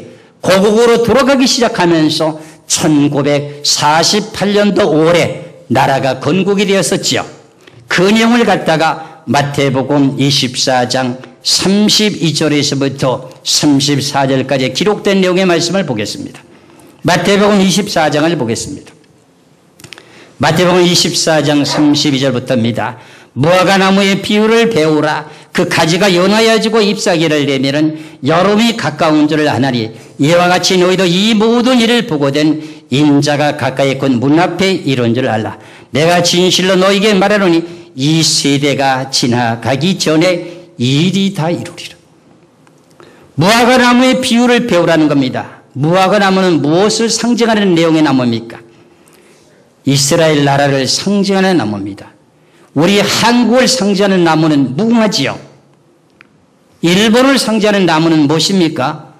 사쿠라라고 그러지요. 그와 마찬가지로 이스라엘 나라의 무화과나무의 비유를 배우라. 그 가지가 연해지고 잎사귀를 내면 여름이 가까운 줄 아느니 이스라엘 나라가 건국이 됐다는 겁니다. 언제요? 주 70년에 전 세계로 흩어지고 난 후에 1900년이 흐르고 난 후에 1948년도에 나라 건국을 선포하게 된 그 내용의 과정이 마태복음 24장 32절에 무화과나무의 비유를 배우라. 가지가 연하여지고 잎사귀를 내기 시작하면서 결과적으로 이스라엘 나라가 건국이 시작돼서 강성하기 시작한다는 겁니다. 그러면서 결과적으로 어떻게 됐습니까? 팔레스타인 아랍공화국의 백성들은 결과적으로 이스라엘의 건국을 싫어했기 때문에 결과적으로 대적하기 시작하게 되면서 전쟁을 크게 4차례 하게 되지요. 그러다가 그 전쟁에서 어떻게 해요? 땅을 나눠줬던 그 땅의 경계선을 어떻게 이스라엘 나라가 아랍공화국의 백성들의 땅의 경계를 침범하게 되다 보니까 계속 어떻게 해요? 전쟁이 벌어지게 되는 거죠. 그래서 지금까지도 이스라엘 백성들이라고 하는 나라가 그 아랍의 공화국의 백성들이라고 하는 그 주의 모든 나라와 아직도 평화협정을 맺지 못하고 다투게 되는 원인이 뭡니까? 이런 내용의 과정 속에서 하나님의 역사가 진행되고 있었기 때문에 그렇다는 겁니다. 이 내용의 말씀을 자세하게 설명드릴 수 없고 대략 이렇게 말씀을 드린다고 하면은 결과적으로 무화과 나무의 비유를 배우러 가면 그 가지가 연화해질 때 그때가 몇 년도라고요? 1948년도야. 그럼 지금으로부터 몇 년 전일까요? 금년은 2015년이 됐으니 몇 년이 될까요? 70년쯤 되죠. 70년이 되지요. 여러분들은 수치는 잘 계산을 잘 하시거든. 그렇죠? 70년이라고 하는 세월 동안 하나님께서 예언하신 말씀의 성취가 아직도 완성이 되지 않은 과정이 있습니다. 이사야 45장 10절의 말씀을 보면 하나님은 분명히 이스라엘 백성들에게 화평케 하는 언약을 옮기지 않는다고 이사야 54장 10절에서 예언하고 있습니다. 이사야 54장 10절입니다. 산들은 떠나며 작은 산들은 옮길지라도 나의 인자는 내게서 떠나지 아니하며 화평케 하는 나의 언약을 옮기지 아니하리라. 너를 긍휼히 여기는 여호와의 말이니라. 그럼 이스라엘 백성들에게 화평케 하는 언약이라고 하는 게 뭡니까? 평안하다, 안전하다는 평화협정이 이루어지는 내용을 하나님 꼭 이루신다는 겁니다. 그런데 1948년도에 나라 건국이 되고 난 후에 지금 2015년이라고 하는 70년이 흐르는 동안까지 해도 화평케 하는 언약이 이루어졌습니까? 아직도 안 이루어졌거든요. 그렇다면 이 언약이 지금 남아있다는 겁니다.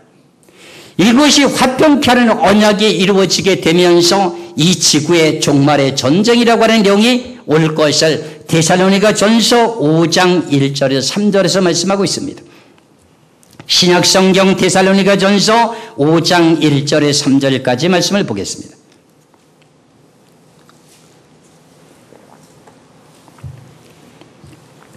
데살로니가 전서 5장 1절에서 3절까지입니다. 형제들아, 때와 시기에 관하여는 너희에 쓸 것이 없으면 주의 날이 밤에 도적같이 이를 줄 너희 자신이 자세히 알미라. 그럼 예수님이 오실 것에 대한 내용이 지금 예표적인 내용입니다. 3절입니다. 저희가 평안하다 안전하다 할 그때에, 그럼 이스라엘 나라 백성들이 평안하다 안전하다 할 그때 잉태에 대한 여자에게 예산의 고통이 이른과 같이 멸망의 호련이 저에게 이르니 결단코 피하지 못하리라. 그럼 결과적으로 이사야 54장 10절에 화평케 하는 언약이 이루어지게 돼서 평안하다 안전하게 하게 돼서 좀 편안하게 멈춰서 쉴 쯤 되면 무슨 일이 벌어진대요? 여인이 아이를 뵈서 10달이 차게 되면 해산의 고통이 이른과 같이 고통이 이르는 멸망이, 이 지구에 멸망이 닥친다고 하는 내용의 예언입니다. 그럼 이런 내용이 그럼 무작정 이 성경에서 이런 내용만 가지고 우리가 때를 지금 우리가 맞출 수가 있는가? 오늘 본문의 계시록 1장 3절의 말씀에 때가 가깝다고 하는 때가 언제쯤 가까운가? 그럼 결과적으로 지금까지 1948년도에서 2015년까지 약 70년이 흐르는 동안에도 하나님이 약속하신 내용의 화평케 하는 언약은 지금 안 이루어졌습니다. 그런데 그 기간 전에 하나님께서 역사하신 내용 가운데 다른 성경이 또 내용들이 있는데 2010년도부터 재난이 시작되었습니다. 2010년도 1월 달에 재난이 시작이 되었다고요. 이 지구 전체에 하나님이 지금 재난이 시작이 되었다니까요. 그럼 지금 2015년이니까 몇 년이 지났습니까? 5년이 지금 되었습니다. 여러분들 잘 아시죠? 미국과 브라질 사이에 있는 조그만 소매 나라 아이티를 아시죠? 2010년도 1월 13일쯤에 IT의 지진을 통해서 대통령궁이 무너지고 많은 이재민이 생기고 많은 사람들이 죽게 된 사건을 아시죠? 인도네시아 스마트라 섬이 그 전에 일어났는데 그 인원보다 더 많이 죽은 인원이 IT의 지진이었습니다. 그때 제가 어떤 일이 있었느냐를 것 같으면 2010년도 1월 16일 날이 토요일입니다. 왜 제가 잊어버리지 않느냐를 것 같으면 2010년도 1월 17일이 주일날인데 16일 날 저녁에 제가 무슨 일이 바빴는지 주일날 말씀을 증거해야 될 내용을 준비를 하고 있지 않았습니다. 그 저녁에 되어서 내가 주일날 무슨 말씀을 증거할까 하면서 성경에 묵상을 했습니다. 제목만 찾으면 하나님의 말씀을 전할 수가 있기 때문에 제목을 찾으려고 하다 보니까 제목이 떠오르지 않는 겁니다. 어떤 성경 말씀의 구절이 떠오르지 않는 겁니다. 그러다가 뒤척뒤척 하면서 시간이 갔습니다. 그런데 정확한 시간은 알 수가 없었는데 거의 자정점 가까이 될 무렵에 가서 하나님의 음성이 들리는데 어떤 음성이 들리냐? 재난의 시작이니라 그러시는 겁니다. 그래서 내가 잘못 들은 거 아닐까 하고 정신을 차리고 있었습니다. 그러다가 또 자연스레 또 하나님의 말씀을 묵상했습니다. 그런데 다시 똑같이 첫 번에 들렸던 음성처럼 재난의 시작이니라 하면서 또렷하게 다시금 강조성을 띠면서 저에게 재난의 시작이라고 하는 것을 들려주셨습니다. 저는 지금까지 하나님의 말씀을 음성을 들을 때에도 그 내용이 성경과 일치하지 않는다면 저는 그것을 함부로 주장하고 진거하지 않았습니다. 그러고 나서 이제 결과적으로 마태복음 24장을 찾으면서 재난의 시작이라고 하는 내용을 2010년 1월 17일 주일 날 예배 때 제가 선포하고 증거했습니다. 마태복음 24장을 보시겠습니다.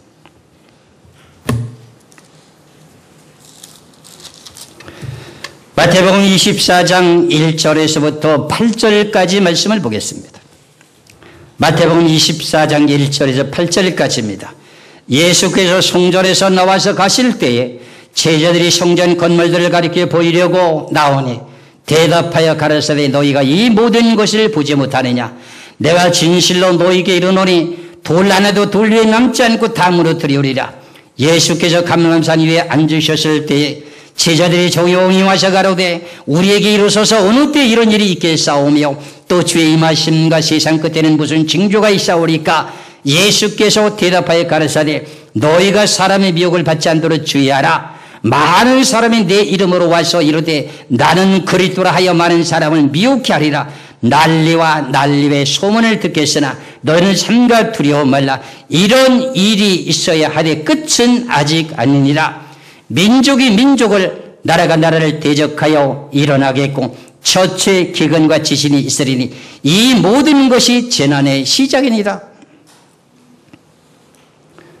처처의 기근과 지진과 민족과 나라가 대적해서 일어나게 된다는 겁니다. 이것을 보고 전체적으로 뭐라고 말씀하셨어요? 재난의 시작이라고요. 제가 그때도 있기 100주년에서 요한계시록 세미나를 했을 때입니다. 그때도 제가 재난의 시작이라고 외쳤습니다. 그런데도 그때는 반응이 별로 좋지 않았고 그것을 믿으려고 하지 않았습니다. 그런데 2010년도에 1월 달에 IT의 지진이 있고 난 후에 바로 칠레의 지진이 있었습니다. 그리고 얼마 후에 바로 또 중국이라고 하는 스촨성의 지진이 있었습니다. 그리고 난 후에 결과적으로 무슨 일이 벌어지는가 했더니 여러분들 12월 달에 2010년도 12월 달에 아프리카 북부 지역이라고 하는 튀니지라고 하는 나라에 민족과 민족질이 뒤적해서 일어난 사건이 벌어지게 됐습니다. 백성들이 배고파서 못 살겠다고 바게트 빵을 들고 대통령을 향해서 정부를 향해서 배고파 못 살겠다고 지금 폭동이 일어난 겁니다. 그래서 튀니지 왕은 도망을 갔습니다. 그 용의 과정이 시발점이었습니다. 그것이 몇 년도라고요? 2010년도 12월 달입니다. 그러니 결과적으로 첫째 기근과 지진과 운역이 있다고 하는 그 내용과 그 다음에 민족과 민족질이 뒤적해서 일어난다고 하는 내용의 말씀이 있었듯이 튀니지라고 하는 곳에서 민족과 민족질이 자기 민족질이 폭동이 일어났습니다. 그러고 난 후에 12월 달이 지나고 난 후에 2011년에 무슨 일이 벌어지는가 했더니 이집트라고 하는 애굽이라고 하는 곳에 결과적으로 민족과 민족끼리 대적해서 일어나는 일이 벌어졌습니다. 그리고 난 후에 바로 연결되면서 어디로 넘어가느냐, 리비아라고 하는 카다피 정부를 향해 지금 어떻게 돼? 배고파 못 살겠다고 민족과 민족끼리 대적해서 일어났습니다. 그리고 예멘을 연결됐습니다. 그리고 시리아로 연결됐습니다. 그럼 이 놈의 말씀의 근거를 놓고 보면 성경에서 예언된 말씀처럼 민족과 민족이 나라를 대적해서 일어나가고 첫째 기근과 지진과 온역이 있겠으니 이 모든 일이 재난의 시작이 맞습니까? 안 맞습니까? 하나님의 진리의 말씀을 믿으시길 주의 이름으로 축원합니다. 이런 놈의 말씀이 2010년부터 재난의 시작이 선포되었을 그때는 꿈쩍도 안 했습니다. 제가 이것을 갖다가 광고를 내게 될 때 CBS 기독교 방송국에 제가 광고를 내게 될 때 재난의 시작에 가까웠다니 그러면 이단성이 있습니다 그러더라고요. 꼭 뭔가 좀 하나님의 뜻을 바르게 전하면 목사님 그러면 이단성이 있으니까 좀 안 됩니다. 그러는 겁니다. 물론 저희들에게 피해를 주지 않기 위해서 좀 도움이 되기 위해서 권면한 내용이었습니다. 이렇게 이단들이 사용하는 내용들이 지금 많다 보니까 잠되게 바르게 증거하는 진리도 지금 거짓되게 받아들일까 봐 염려가 돼서 그랬던 말씀을 하셨던 것 같아요. 재난의 시작이 맞습니까? 안 맞습니까? 그래서 계속적으로 벌어지는 그 모든 사건 속에서 성경에서 지금 예언되고 있는 모든 과정을 한번 자세히 보시면 그것이 지금 현실적으로 지금 이루어지는 사건을 정확하게 확인할 수가 있습니다. 제가 앞서서 말씀드렸던 여기에 2010년도 1월 달에 큰 지진이 있었던 지진은 무슨 지진이라고요? 미국과 브라질 사이는 아이티 지진. 그 다음에 두 번째는 칠레. 그 다음에 세 번째 큰 지진은 뭐예요? 중국의 스촨성. 그리고 난 후에 고이듬에 바로 뭐예요? 일본의 동해 지진. 이런 내용으로 계속 연결이 돼서 지구상의 전체적인 재난이 시작됐다는 그 과정이 분명히 우리 눈에 보여지고 성경에 명백하게 기록되어 있거늘 우리는 아직도 땅의 것만 바라보고 내 자신이 지금 영원한 행복한 세계 그곳에 가려고 하는 목표에다가 초점을 맞추지 않고 땅에 대한 초점을 맞추고 있는 사건을 보게 될 때 예수님이 얼마나 가슴 아파하시겠냐 그런 말입니다. 깨어서 기도하라고 하지 않습니까? 근신하라고 하지 않습니까? 여러분들 좀 전파하시기 바랍니다. 저희 적은 입으로 각자 찾아다니면서 말씀을 전할 수가 없습니다. 여러분들이 바르게 분별하고 깨달아서 전파하시기 바랍니다. 이사야 19장을 보시기 바랍니다. 지금 현실적으로 되어져가는 이 모든 일들을 우리는 성경을 통해 자세히 지금 보고 있습니다. 이사야 19장 1절에서부터 4절까지 말씀을 보겠습니다.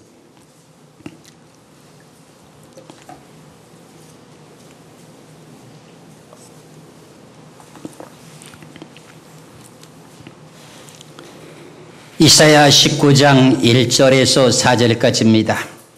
애굽에 관한 경고라. 애굽이면 지금 나라 이름은 어디입니까? 이집트지요. 이집트에 대한 경고라. 보라, 여호와께서 빠른 구름을 타고 애굽에 임하시리니 애굽의 우상들이 그 앞에서 떨겠고 애굽인의 마음이 그 속에서 녹으리라. 우상이 말도 못하고 감각도 없고 그런데 뭐가 떱니까? 우상은 여기 우상은 뭡니까? 애굽의 우상은 누굽니까? 이집트의 왕이잖아요. 그 왕이 우상이잖아요. 모든 백성들이 그를 받들고 맹종하고 있으니 우상이잖아요. 우상들이 그 앞에서 떨겠고 지도자들을 보고 말합니다. 들이라고 하는 내용이 나왔기 때문에 우상들이 그 앞에서 떨겠고 애굽인의 마음이 그 속에서 누구리로다. 그가 그럽니다. 그가가 누굽니까? 하나님이지요. 하나님이 애굽인을 뭐예요? 격동하여 하나님의 마음을 막 격동시킨다는 겁니다. 격동하여 어떻게 해요? 애굽인을 치게 하리시리니 그들이 각기 형제를 치며 각기 이웃을 칠 것이요 성읍이 성읍을 치며 그랬어요. 마태복음 24장에서는 이 단어를 뭐라 그랬어요? 민족이 민족을 치는 겁니다. 민족과 민족이나 성읍이 성읍이나 똑같은 말이잖아요. 사람과 사람끼리 치는 내용이 뭐예요? 이웃과 이웃이 서로가 친다는 거야.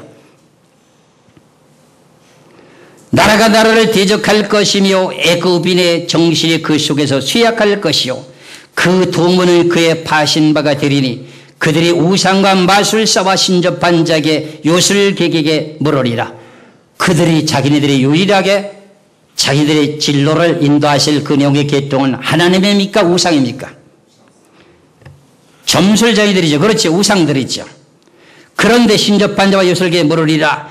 그가 하나님이지요. 하나님의 애굽인을 잔인한 군주의 손에 붙이리니 부악한 왕이 그를 치리하리라. 주 만군의 여호와의 말씀입니다. 이 내용의 과정이 언제 출발해서 지금까지 진행되고 있는데 언제 이루어졌다 그랬어요 제가요? 앞서서 말씀드릴 때 2011년대 1월 달에 이집트에 대한 내용에서 이웃과 이웃질이 치고 성읍과 성읍질이 싸운 거예요. 이것을 마태복음 24장을 놓고 보면 뭐예요? 민족과 민족질이 대적해서 일어났어요. 이때 당시 20대 대통령이 누구예요? 무바라크 대통령이었습니다. 39년이라고 하는 장기 집권을 하면서 백성들이 서민들이 살기가 힘들고 어렵다고 해가지고 튀니지의 백성들처럼 민주화를 부르짖었던 그 내용과 동기가 똑같습니다. 이게 인간의 방법대로 된 겁니까? 하나님이 사람들의 마음을 격동시켜서 일어난 사건입니까?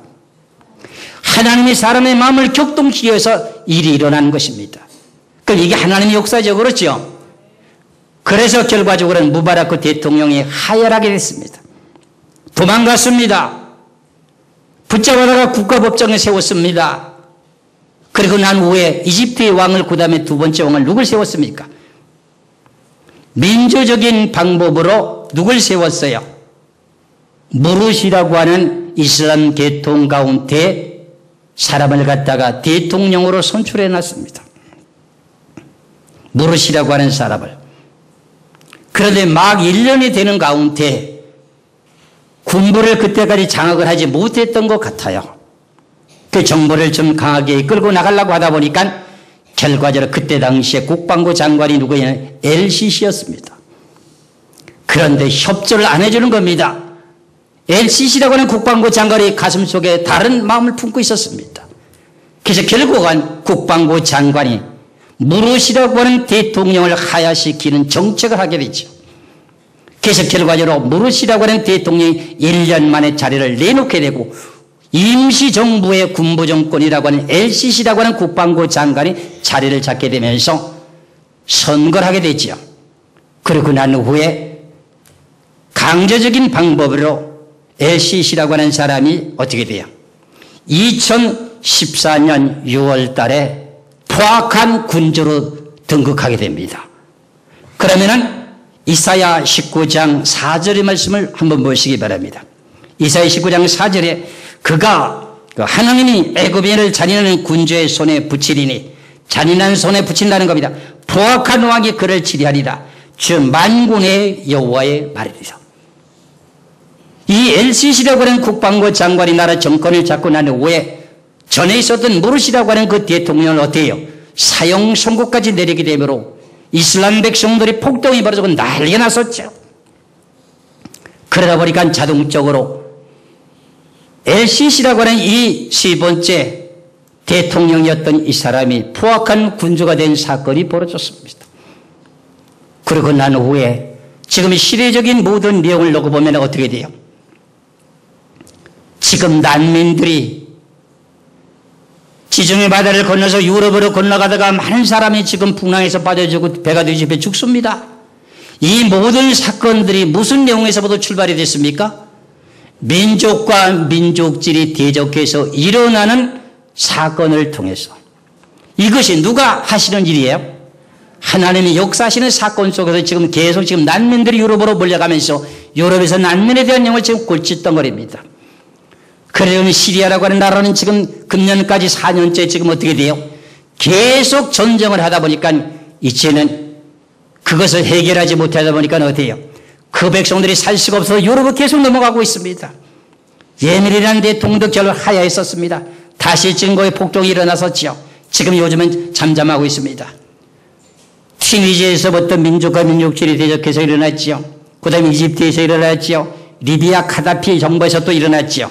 그리고 이집트가 벌어지고 난 후에 리비아의 카다피라고 한 정부가 40년 동안 철권 정치, 국방부, 권력의 무기를 통해서 정치를 했었잖아요. 카다피라고 한 사람이. 자기의 모든 자녀들과 친척들의 후속들을 전부 요직에 앉혀놓고 그 나라를 장악하고 살다 보니 하나님이 리비아의 백성들의 마음을 충동시켜가지고 카다피라고 하는 그 강력한 지도자를 대항하게 만들었잖아요. 그래가지고 카다피가 어떻게 돼요? 군부를 동원해가지고 총칼을 가지고 백성들을 죽이다 보니까 유엔에서 가만히 있을 수가 있어야죠.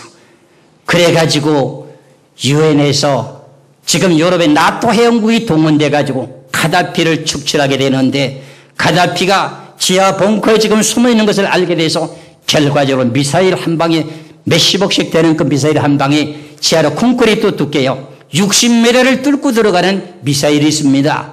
콘크리트, 강력 콘크리트 60m를 뚫고 내려가는 그 미사일이 있습니다. 그것을 갖다 떨어뜨린다고 하는 것을 알게 되면 어때요? 카다피가 자기가 평생 또는 요새 숨어서 자기는 안전하게 살 수 있을 줄 알았는데 그 지하 벙커에 숨어있다가 거기 발갈됐기 때문에 어디에요? 방카에서 뛰어서 도망가다가 하수구역에 거기 숨었다가 백성에 붙잡혀서 죽게 되는 사건을 여러분 텔레비를 통해서 잘 보셨죠? 그렇죠? 그것이 결과적으로 나라와 나라 대적해서 일어나고 있습니다. 나라가 대적해서 일어나는 일이 지금 뭐가 있습니까? 우크라이나 나라의 사건에서 러시아와 우크라이나 나라 대적해서 일어나고 있지 않습니까? 이런 모든 내용을 보면서 그런 내용이 물론 지구상에서 일어날 수 있는 이야기라고 할 수 있습니다. 기근과 지진이라고 하는 내용도 계속 그런 내용이 산발적으로 있었습니다. 그런데 유독이도 하나님께서 말씀하신 내용처럼 자세하게 철저의 기근과 지진 그리고 온역이라고 하는 내용이요. 그럼 이렇게 민족과 민족질이 대적하고 나라가 나라질이 대적해서 일어난다고 하는 사건 속에서 재난의 시작이라고 이렇게 외쳤습니다. 그런 그 내용 자체를 정확하게 연도별로 바르게 분별할 수 있는 내용은 제가 여러분들이 소개해드렸던 내용처럼 제가 2010년 1월 16일 날 저녁에 제가 하나님의 음성을 듣게 되므로 깨닫게 되었습니다. 그래서 제가 이렇게 2010년부터 재난의 시작입니다. 그러면 경제가 더 좋아질 수가 있다는 겁니까? 없다는 겁니까? 없다는 겁니다. 그럼 지금까지 5년 동안 흐는 동안에 전 세계 경제가 계속 지금 마이너스가 돼가는 상태에 있지 계속 성장하고 있습니까? 아니면 중단되고 있습니까? 멈추고 있고 하향세를 가고 있습니다. 이런 모든 내용들이 성경에서 기록되어 있고 그렇다면 지금 마지막 때가 닥치게 될 내용들이 어느 때쯤 일어나게 될 것인가? 앞서서 말씀드린 내용과 마찬가지로 이스라엘 나라를 중점으로 이언되고 있다고 했으니 이사야 19장 5절에서부터 10절까지 말씀을 한번 보시기 바랍니다. 이사야 19장 5절에서 10절까지입니다. 바닷물이 없어지겠고 강이 잦아져서 마르겠고 강들에서는 낙치가 나겠고 애굽의 시냇물은 줄어들고 마름으로 달같이 시들겠으며 나일 가까운 곳 나일 언덕의 초장 나일강 가까운 곡식밭이 다 말라서 나라 없어질 것이며 어부들을 탄식하며 물은 나일강이 낚시를 던지는 자는 슬퍼하며 물에 그물을 치는 자는 피곤할 것이며 세마포를 만드는 자와 백목을 짜는 자들이 수치를 당할 것이며 애굽의 기둥들이 부서지고 품꾼들이 다 마음에 근심하리라. 그럼 이 내용이 무슨 내용의 뜻일까요? 이집트라고 하는 데는 무슨 강이 있어요? 나일강이 있어요. 문명의 발상지였던 나일강. 삼각지의 옥토라고 하는 그 땅을 중심으로 모든 것이 풍부했던 이집트의 나라. 그 나라에 어떤 일이 벌어지겠다는 내용이지요? 바닷물이 마른다는 겁니다. 여러분들 바닷물이 마릅니까? 5대양 바닷물이 마른다는 겁니까? 바닷물이 마른다고 하는 내용이 무엇입니까? 창세기 1장에 보면은 셋째 날에 보면은 뭐라고 말씀하느냐? 모인 물을 바다라 칭하니라 이렇게 말씀하고 있습니다. 모여진 물. 그럼 우리나라 한국 같은 경우에도 소양강 댐이라고 하는 댐을 막아가지고 물을 모아놨습니다. 골짜기마다 작은 계곡마다 흘러내려오는 모든 물을 어떻게 거기다 가둬뒀습니다. 그럼 모인 물을 뭐라고 말합니까? 성경에서 용어를 바다라고 합니다. 갈릴리라고 하는 그 내용 자체가 호수인데, 사실은 호수인데 그걸 왜 바다라고 합니까? 동서사방에서 물줄기가 모여들어서 물이 고여있는 보미가 넓은 곳을 보고 말할 때 바다라고 합니다.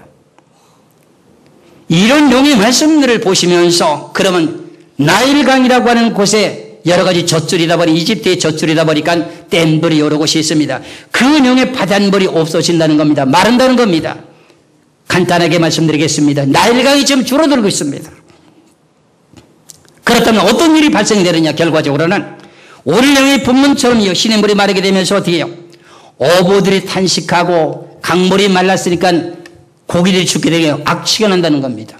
그럼 어떤 일이 벌어지겠는가? 그런 말입니다. 그 다음에 때가 가깝다고 하는 내용을 좀 초점을 맞춰 지금 가고 있기 때문에 그렇습니다. 스가랴서 10장 8절에서부터 보시기 바랍니다. 스가랴서 10장 8절에서부터 보시겠습니다. 스가랴서 10장 8절에서 12절까지 말씀을 봅니다. 내가 그들을 향하여 휘바람을 불어, 하나님께서요 이스라엘 백성들을 보고요 휘바람을 불어 그럽니다. 모을 것이다. 내가 그들을 향하여 휘바람을 불어 모을 것은 내가 그들을 구속하였으니라. 그들이 전에 번성하던 것 같이 번성하리라. 이집트 나라에서 번성했던 것 같이 번성하게 만든다는 겁니다. 이스라엘 백성들이. 9절에 내가 그들을 열방에 뿌리려니와, 하나님께서 이스라엘 백성들을 전 세계에 흩어지게 된 것을 보고 뭐라고 말해요? 열방으로 뿌린다는 겁니다. 이스라엘 백성들을 흩어지게 만들었다는 겁니다. 그들이 원방에서 나를 기억하고 그들의 자녀와 함께 다 생존하여 돌아올지라. 그럼 이스라엘 백성들이 돌아온다는 겁니다. 무슨 일 때문에? 즉, 뭐 때문에 이 내용을 제가 연결시키고 있습니까? 나일강의 물이 마르게 될 때, 지금 나일강물이 마르기 시작한다고 하는 내용을 제가 말씀드렸습니다. 지금 이집트라고 하는 나라에 40년 만에 극심한 지금 가뭄입니다. 그런데 하나님께서 예언하신 말씀의 뜻대로 이사야 19장의 5절 이하에서도 말씀한 것처럼 나일강이 지금 마르는 그 징조가 지금 시작되고 있습니다. 일시적인 내용이라고도 말할 수가 있겠습니다만 성경 예언대로 되고 있기 때문에 그렇습니다. 다시 보시겠습니다. 10절입니다. 내가 그들을 애굽 땅에서 이끌어 돌아오며 그들을 아수르에서부터 모으며 길랏 땅과 레바논으로 그들을 이끌어 가리니 그 거할 곳이 부족하리라. 그럼 이스라엘 백성들을 전 세계로 뿌렸다가 하나님께서 돌아오게 만든다는 겁니다. 그런데 어디서 온다는 거예요? 아수르에서부터. 아수르라고 하는 영자재는 바벨론 지역입니다. 지금 이란이라고도 볼 수 있습니다. 그런 지역에서 들어오게 하고, 길랏이라고 하는 내용은 요르단을 말합니다. 그 다음에 레바논이라고 하는 건 여러분들 잘 아시죠?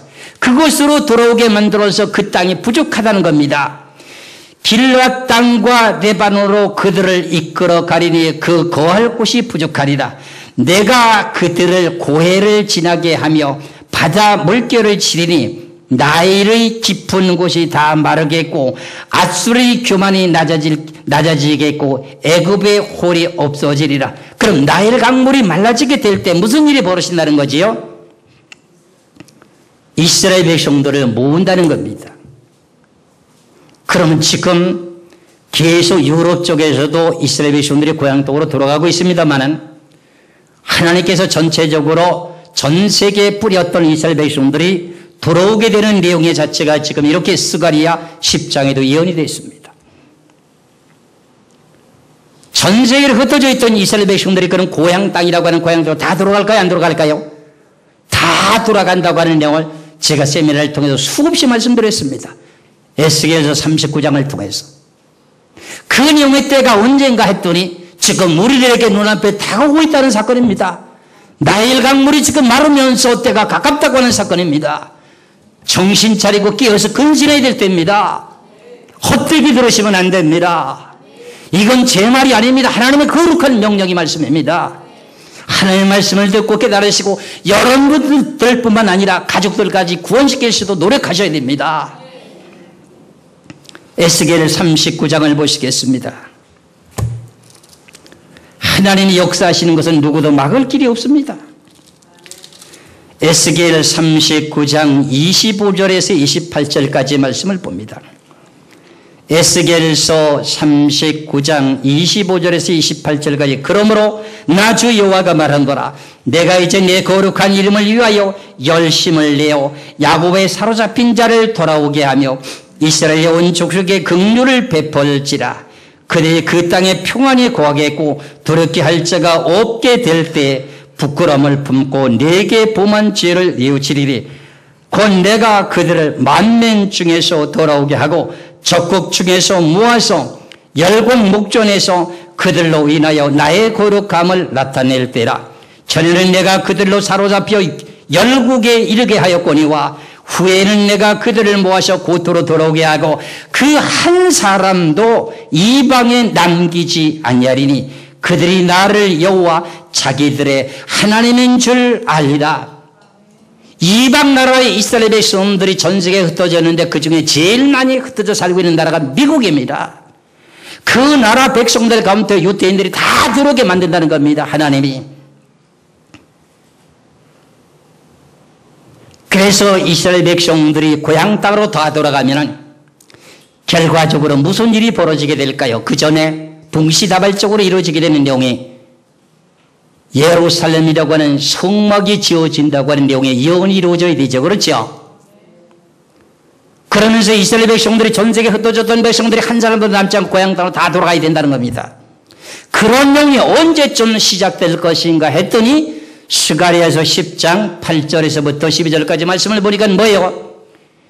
나일강의 물이 마르게 될 때에 결과적으로 전 세계에 흩어졌던 백성들이 유대인들이 돌아오기 시작한다는 겁니다. 그럼 때가 가깝습니까? 멀리 남았습니까? 오늘 계시록 1장 1절 3절까지 때가 가깝다고 하는 내용이 지금 이때까지 와 있습니다. 어떻게 하시겠습니까? 신앙생활을 요령을 피면서 해야 되겠습니까? 진실함으로 해야 되겠습니까? 진실함으로 하셔야 됩니다. 여기까지만 잠시 이렇게 서론에 이어서 때가 가깝다고 하는 내용의 말씀을 드리고 이제 한 타임을 마치고 난 후에 잠시 화장실을 갔다 오시고 난 후에 여러분들 다시금 이어서 이제 두 번째 이제 난제로 일곱 영의 비밀이라고 하는 내용으로 연결해서 말씀을 드리기로 하겠습니다.